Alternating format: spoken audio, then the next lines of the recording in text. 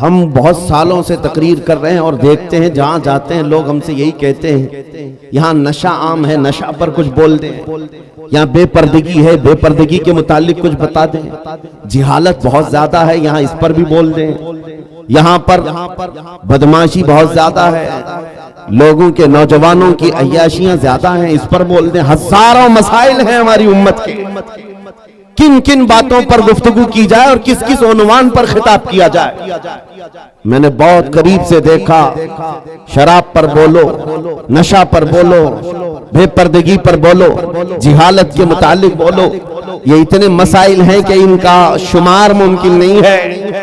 ہر ایک مسئلہ اپنے اندر ایک بہت بڑی اہمیت رکھتا ہے جو امت کے بگاڑ کا سبب بنتا ہے۔ پھر ہم نے وہی بات کرنی شروع کی جو 100 سال پہلے اقبال نے کہا تھا، اس امت کی ترقی کا راز ایک ہی ہے، اس امت کے تمام مسائل کا حل ایک ہی ہے، سبب کچھ اور ہے جسے تو خود سمجھتا ہے، زوال بندہ مومن کا بے زری سے نہیں۔ اقبال نے کہا تھا، وہی بات میں آج آپ کو دہرا رہا ہوں، ہماری ترقی کا راز صرف ایک ہی ہے جو اقبال نے 10 سال یورپ کی زمین خاک چھان کر کے واپس آ کر کے اپنی قوم کو بتایا تھا۔ یورپ تو ترقی کر رہا ہے سائنس پر، یورپ تو ترقی کر رہا ہے میتھمیٹکس پر، یورپ تو ترقی کر رہا ہے فزکس پر، الجبرا پر، نہ جانے کتنے علوم و فنون پر، لیکن میں نے جو 10 سالوں کی زندگی میں دیکھا، ہماری قوم کی عزت اور ان کا ارتقاء، ان کی ترقی کا راز نہ یہ سارے میدانوں میں ہے، نہ ہی یہ سائنس میتھمیٹکس فزیکل جبرا میں ہے، بلکہ اس امت کا راز صرف اتنا ہے کہ محمد سے وفا تو نے تو ہم تیرے ہیں، کہ محمد سے وفا تو نے تو ہم تیرے ہیں، یہ جہاں چیز ہے کیا لوح قلم تیرے ہو قلم تیرے ہیں۔ واہ اللہ اکبر، پورا مجمع جواب دے حاضر آگے۔ میرے عزیزو، یہی وہ عنصر ہے، یہی وہ راز ہے جس کو لے کر اکابر بنے ہیں۔ نبی کریم صلی اللہ تعالی علیہ وسلم کا کمال درجے سے عشق کرنا حضور کے ساتھ ایک ایسا عنصر ہے، یہ ایک ایسا وصف ہے جو انسان کو اوج ثریا پر پہنچاتا ہے۔ میں ایک بات اکثر کہا کرتا ہوں میرے اپنے بیانوں میں کہ ایک فارمولا سن کر کے چلو مبارک پور والو، ان کی بات کرو ہر دل پہ راج کرو۔ حضور پاک کی بات کرو ہر دل پہ راج کرو، یہ ہم نے دیکھا ہے۔ کیا بات، قوم میں جو زندہ ہیں آج بھی نام وہ حضور پاک کے نام کی برکت سے زندہ ہے۔ سبحان اللہ۔ اقبال نے کہا تھا شاعر مشرق نے، آبروئے ماں زنام مصطفیٰ است، ہم سب کی عزت و آبرو مصطفیٰ کے نام سے وابستہ ہے۔ کیا بات ہے، واہ، ہر چے دری دنیا باد مصطفیٰ است، جو کچھ بھی اس دنیا میں ہے وہ مصطفیٰ کے بعد ہے، مصطفیٰ کے بعد ہے۔ واہ، جو رسول کریم صلی اللہ تعالی علیہ وسلم کے ناموس کی حفاظت پر اور ان کے عشق پر آگے بڑھ کر چلتے رہے، وہ اتنی بڑی طاقت کے مالک ہو گئے، میں آپ کو کیا بتاؤں۔ آج دنیا جس چیز سے خوف زدہ ہے، آج ہم ٹوٹے بکھرے ہوئے لوگوں سے دنیا جو ڈرتی ہے، وہ اسی لیے نہیں کہ ہماری داڑیاں، ہماری ٹوپیاں، ہمارے جبے ان کو ڈراتے ہیں، بلکہ اس ظالم دنیا کو جو سب سے زیادہ خوف لگتا ہے وہ تمہارے سینوں میں چھپے ہوئے عشق رسول کی دولت سے ہے۔ اسی کو اقبال نے کہا تھا، یہ فاقہ کش موت سے ڈرتا نہیں ذرا۔ انگریز 100 سال پہلے یہ کہہ رہے تھے، انگریز یہ کہتے تھے، یہ فاقہ کش موت سے ڈرتا نہیں ذرا، بھوکا رہتا ہے، پیاسا رہتا ہے، لیکن موت سے نہیں ڈرتا ہے۔ یہ کیسا مسلمان ہے، لیکن اس کو جو موت سے بے خوف کرتی ہے وہ چیز ہے کیا؟ انگریز کہتا ہے، روح محمدی اس کے بدن سے نکال دو، روح محمدی اس کے بدن سے نکال دو۔ پوری دنیا کی پاورفل طاقتیں بھی یہ جانتی ہیں کہ روح محمدی، عشق محمدی، یہ دولت ایسی ہے جو انسان کو بے خوف کرتی ہے، اسے آزاد کرتی، ہر ڈر سے آزاد کرتی ہے۔ اسی لیے بریلی کے امام نے ہمیں پکار کر کہا تھا، خوف نہ رکھ رضا ذرا، تو تو ہے عبد مصطفیٰ، خوف نہ رکھ رضا ذرا، تو تو ہے عبد مصطفیٰ، تیرے لیے امان ہے، تیرے لیے امان ہے۔ عزیزان گرامی وقار، آج جو حالات چل رہے ہیں اس اعتبار سے ایک ڈر کا ماحول، خوف کا ماحول، ایک ایسی سراسیمگی ہے جس کو ہم محسوس کر رہے ہیں۔ لوگ آج ہر چوک پر، ہر کٹے پر یہ گفتگو کرتے ہوئے نظر آ رہے ہیں، حالات بڑے خراب ہو گئے، زہر پھیل گیا ہے، لوگوں کے اندر تعصب بہت بڑھ گیا ہے اور حالات اتنے خراب ہیں، ہم مائنورٹی میں ہم کیا کر لیں۔ ایک بات یاد رکھو، ستیزہ کار رہا ہے ازل سے تا امروز، شرار ابو لہبی سے چراغ مصطفی۔ یہ حالات آج ہی خراب نہیں ہوئے ہیں، ہماری تاریخ اس سے بھری پڑی ہوئی ہے۔ حالات ہر زمانے میں اسی طرح کے ہوتے رہے اور اسلام کا یہ حسین پودا اسی طرح لہلہاتا رہا۔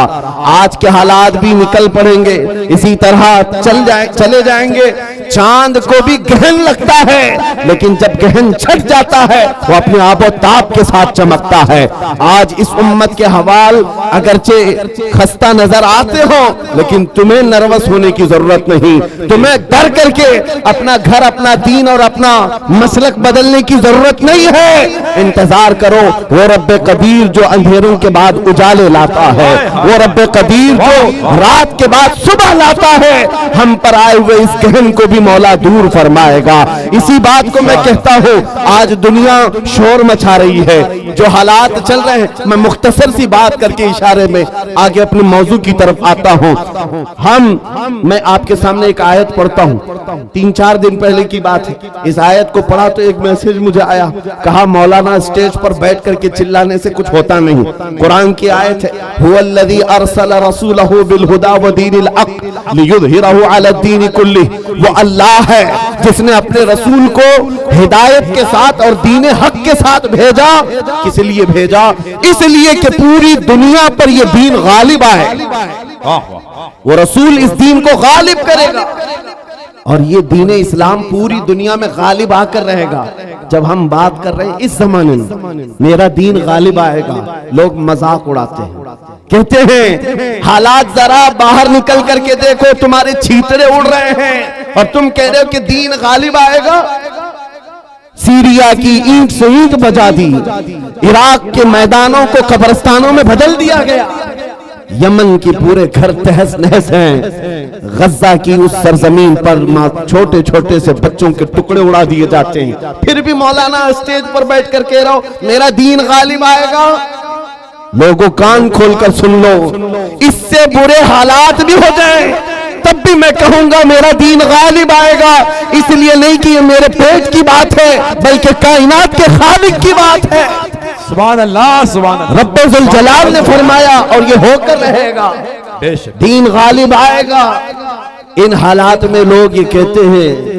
جب ہر طرف سے ہم ہی مارے جا رہے ہیں، ہماری ہی ٹکڑے ہو رہے ہیں، سارے ظلموں کا نشانہ ہم ہی ہیں، پوری دنیا نے ہم کو ٹارگٹ نمبر 1 پر رکھا ہوا ہے۔ اس دور میں آپ ایسی باتیں کیسے کر سکتے ہیں میرے عزیزوں؟ آپ کو میں اسی ڈر سے نکالنا چاہتا ہوں، اسی خوف سے نکالنا چاہتا ہوں۔ آپ کو پتا ہے ہم نئے انداز کے یہ سارے حالات دیکھنے والی قوم سے تعلق نہیں رکھتے، ہم تو اس قوم سے تعلق رکھتے ہیں جہاں 14 صدیوں سے ہمارے بڑوں نے ہمیں کربلا کی داستانیں سنائی۔ کیا بات ہے، کیا بات ہے۔ ہر زمانے میں علماء نے، ہمارے ماں باپ نے کربلا ہمیں سنایا ہے۔ کربلا صرف ماتم کرنے کے لیے نہیں سنایا جاتا، سینہ ٹھوک کر کے، سینہ پیٹ کر کے رونے دھونے کے لیے نہیں سنایا جاتا، کربلا ہر سال اسی لیے سنایا جاتا ہے۔ اے امت مسلمہ یاد رکھو، اسلام میں کبھی بھی تعداد نہیں دیکھی جائے گی، جہاں اہل حق ہوں گے اللہ کی مدد ہوگی۔ کربلا میں اگرچہ اہل بیت رسول اللہ کے گھر کے نوجوانوں کے ٹکڑے ہو گئے تھے لیکن پوری دنیا جانتی ہے جیت انہی کی تھی، جیت انہی کی تھی۔ اسی طرح آج میں کہتا ہوں غزہ کو اگر ظالم و جبروتی طاقتیں مل کر کے تہس نہس کر ڈالیں، ان 20 لاکھ مسلمانوں کو مار کر ختم کر کے صحرا بھی بنا دیں، تب بھی ہم کہیں گے کہ غزہ کے اہل حق ہی جیت پائے ہوئے ہیں، فتح انہی کی ہے۔ اس لیے کہ یہ حالات گزر جائیں گے، پھر اے کتوں تھوڑی دیر کا انتظار کرو، کچھ دیر کی خاموشی ہے، پھر شور آئے گا۔ آج کتوں کا وقت ہے، کل ہمارا دور آئے گا۔ سبحان اللہ، اللہ اکبر۔ یا رسول اللہ زندہ آباد زندہ آباد واہ واہ ماشاءاللہ سبحان اللہ سبحان اللہ سبحان اللہ سبحان اللہ توجہ میں بات اب ناموس رسالت کے متعلق عرض کرتا ہوں جس نے اس ٹاپک کو پکڑ لیا حضور پاک کی عزت کو اور وہ اپنی زندگی میں اس کی اہمیت کو سمجھ لیا میرے عزیزوں صرف پھر وہ بلندیوں کا ہی سفر کرتا پھر وہ عروج کی طرف ہے اور اس کی طاقت کا لوہا پوری دنیا مانتی ہے میں چند مثالیں آپ کے سامنے رکھوں گا جانتے ہو خلفائے راشدین میں سب کی اپنی فضیلتیں ہیں لیکن خلیفہ دوم فاروق اعظم سیدنا عمر ابن خطاب رضی اللہ تعالیٰ عنہ کے جلال کا اور ان کی عظمت اور ہیبت کا ایک الگ انداز تھا قیصر اور کسریٰ بھی تھر تھر کانپتے تھے اور وہ ننگی پیٹھ پر پیپل کے درخت کے نیچے سونے والا غلام رسول لیکن پوری دنیا طاقت کا لوہا مانتی تھی وجہ کیا ہے وہ عشق رسول سے بھرا ہوا سینہ لے کر چلتا تھا عمر فاروق کے پاس سب سے بڑی چیز کیا تھی جانتے ہو ایک بار آپ کو جب امیر المومنین کہہ کر پکارا گیا آپ کے آنسو نکل آئے لوگوں سے کہا اے لوگوں سنو میں اپنی حیثیت بتاتا ہوں میری حیثیت کیا ہے میں خطاب کا بیٹا عمر ہوں بچپن میں مجھ سے 2 بکریاں نہیں سنبھالی جاتی میرے باپ سے میں روز مار کھاتا تھا میں بکریوں کو سنبھال نہیں پاتا میرے باپ مجھے روز مارتے تھے خطاب کا بیٹا وہ عمر ہوں لیکن آج اس دور میں 36 لاکھ اسکوائر کلومیٹر پر تنہا عمر کی نگرانی ہے مصر بھی فلسطین بھی عراق بھی شام بھی یمن بھی عرب کا یہ حجاز و نجد کا علاقہ پورا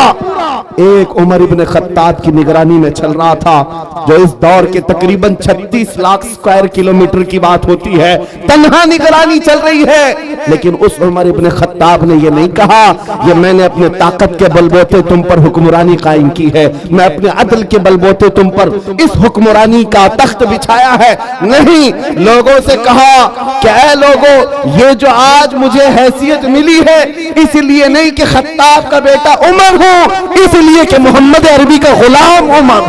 سبحان اللہ سبحان اللہ اپنی نسبت جب حضور سے مضبوط کریں دنیا اس کی طاقت کا لوہا مانتی ہے ناموس رسالت کی حفاظت پر جو آئے ہیں میدان میں اللہ کریم نے ان کے بازوؤں کو طاقت بخشی ہے اور کفار و مشرکین کے سینوں میں ان کا رعب ڈال دیتا ہے یہ تاریخ کی سچائیاں بتاتی ہیں آپ کو پتا ہے سیدنا عمر فاروق رضی اللہ تعالیٰ عنہ کا یہ عظیم خلافت کا زمانہ ان کے متعلق جو لکھا گیا آج بھی موجود ہے سینکڑوں میل دور رہنے والے کفار و مشرکین کی فوجیں صرف ان کے نام سے کانپتی تھی ڈرتی تھی یہی منصر یہی وصف میں آپ کہتا ہوں کہ وہ ناموس رسالت کی حفاظت اور عشق رسول سے بھرا ہوا سینہ لے کر چلو یہ اس زمانے کا نہیں ہر زمانے کا سب سے بڑا ہتھیار ہے سب سے بڑا ہتھیار ہے لوگ آج یہ کہتے ہیں بعض لوگ جو میرے ساتھ ہر جلسے میں انویسٹیگیشن کرتے بھی رہتے ہر جگہ چلتے رہتے کئی مرتبہ ہمارے علاقے میں بھی آئے اور وہ بار بار ہم سے یہ انویسٹیگیشن کرتے آپ چاہتے کیا ہندوستان جہاں جا رہے ہو یہ پورے مجمع کو جمع کر رہے ہو اور جذبے میں اور ان کو جوش دلا کر کھڑا کر رہے ہو کیا چاہتے ہو ان کو شاید ایسا لگتا ہوگا کہ ہم کوئی بہت بڑی ایسی تنظیم بنا رہے ہیں جو بم باندھ کر کے کہیں اڑ جائے انہیں شاید ایسا لگتا ہو اسی لیے بار بار اس چیز کی تلاش میں سرگردہ ہے میں کھل کر کے بیان کرتا ہوں میرے عزیزوں کھل کر کے ابھی ہم اپنے ممبئی میں ایک مرکز بنا رہے تھے تو صاحب وہاں تک پہنچی باتیں کچھ لوگ کہنے لگے یہ کچھ سرنگ بنا رہے ہیں جس میں جہاد سکھانے والے ہیں چھوٹا سا ایک ناموس رسالت کے تحفظ کی خاطر ایک مرکز بنانے کی بات کی تو ایسی باتیں پھیلائے یاد رکھو ہم سرنگ میں نہیں سکھاتے کھلے میدان میں سکھائیں گے اور وہ بھی کوئی ایسی ویسی تربیت نہیں جس کی میں بات کر رہا ہوں ہمارا مشن کیا ہے میاں میں تو اپنے نوجوانوں سے کہتا ہوں چاقو چوری تلوار بندوق بارود تو دور ہے، تم بلیڈ لے کر کے بھی مت چلو، اس لیے کہ پلاسٹک کا بلیڈ بھی تمہارے ہاتھ میں ہوگا تو کل فرنٹ پیج پہ تمہارا نام آتنکوادیوں کے ساتھ۔ یہ تو آج کا مزاج ہے۔ میں جس مشن کی بات کر رہا ہوں وہ بات اتنی ہے، چھوڑو یہ سارے ہتھیار، وہ ہتھیار کیوں نہیں اپناتے جو غریب نواز ہندوستان آئے تھے تو لے کر کے آئے تھے؟ وہ سب سے بڑا ہتھیار عشق مصطفیٰ کی دولت، حضور پاک صلی اللہ تعالی علیہ وسلم کی محبت کاملہ۔ میں جانتا ہوں جب اپنا نوجوان اس دولت سے بھرپور اور سرشار ہو جائے